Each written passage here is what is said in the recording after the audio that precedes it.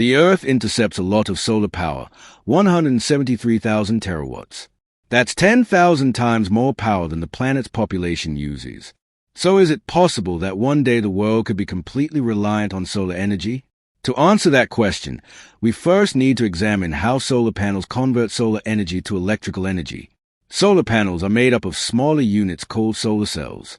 The most common solar cells are made from silicon, a semiconductor that is the second most abundant element on Earth. In a solar cell, crystalline silicon is sandwiched between conductive layers. Each silicon atom is connected to its neighbors by 4 strong bonds, which keep the electrons in place so no current can flow. Here's the key. A silicon solar cell uses 2 different layers of silicon. An N-type silicon has extra electrons, and P-type silicon has extra spaces for electrons, called holes. Where the 2 types of silicon meet, electrons can wander across the P-N junction, leaving a positive charge on one side and creating negative charge on the other. You can think of light as a flow of tiny particles called photons shooting out from the sun. When one of these photons strikes a silicon cell with enough energy, it can knock an electron from its bond, leaving a hole. The negatively charged electron and location of the positively charged hole are now free to move around. But because of the electric field at the P-N junction, they'll only go one way. The electron is drawn to the N side, while the hole is drawn to the P side. The mobile electrons are collected by thin metal fingers at the top of the cell. From there, they flow through an external circuit, doing electrical work, like powering a light bulb, before returning to a conductive aluminum sheet on the back. Each silicon cell only puts out half a volt, but you can string them together in modules to get more power. 12 photovoltaic cells are enough to charge a cell phone, while it takes many modules to power an entire house. Electrons are the only moving parts in a solar cell, and they all go back where they came from. There's nothing to get worn out or use up, so solar cells can last for decades. So what's stopping us from being completely reliant on solar power?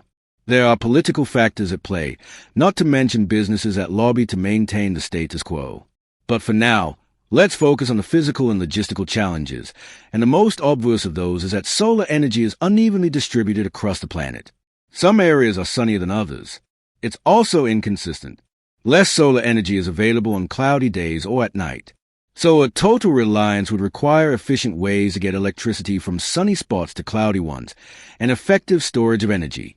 The efficiency of the cell itself is a challenge. 2. If sunlight is reflected instead of absorbed, or if the dislodged electron fall back into a hole before going through the circuit, that photon's energy is lost. The most efficient solar cell yet still only converts 46% of the available sunlight to electricity, and most commercial systems are currently 15 to 20% efficient. In spite of these limitations, it actually would be possible to power the entire world with today's solar technology. We'd need the funding to build the infrastructure and a good deal of space. Estimates range from tens to hundreds of thousands of square miles, which seems like a lot, but the Sahara Desert alone is over 3 million square miles in area. Meanwhile, solar cells are getting better, cheaper, and are competing with electricity from the grid. And innovations, like floating solar farms, may change the landscape entirely. Thought experiments aside, there's a fact that over 1 billion people don't have access to a reliable electric grid, especially in developing countries, many of which are sunny. So in places like that, solar energy is already much cheaper and safer than available alternatives, like kerosene, for, say, Finland or Seattle, though effective solar energy may still be a little way off.